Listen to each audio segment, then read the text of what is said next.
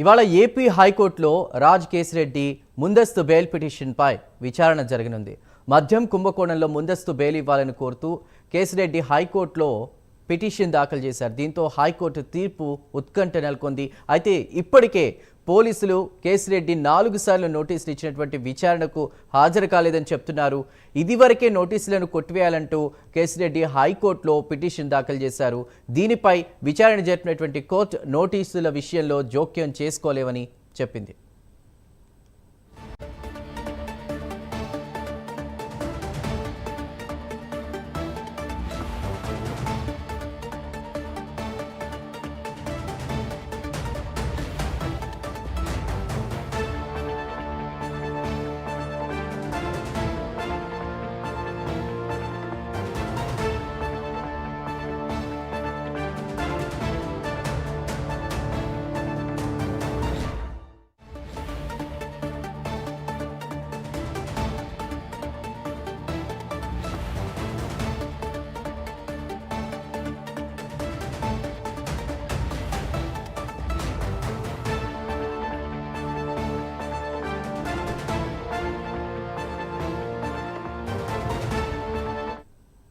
ఇవాళ ఏపీ హైకోర్టులో రాజ్ కేసిరెడ్డి ముందస్తు బెయిల్ పిటిషన్పై విచారణ జరగనుంది.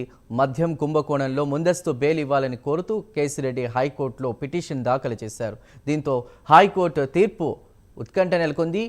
ఇప్పటికే పోలీసులు కేసిరెడ్డికి 4 సార్లు నోటీసులు ఇచ్చినా విచారణకు ఆయన హాజరు కాలేదు. ఇదివరకే నోటీసులను కొట్టివేయాలంటూ కూడా కేసిరెడ్డి హైకోర్టులో పిటిషన్ దాఖలు చేశారు. దీనిపై విచారణ జరిపిన కోర్టు నోటీసుల విషయంలో జోక్యం చేసుకోలేమని కూడా తేల్చి చెప్పింది.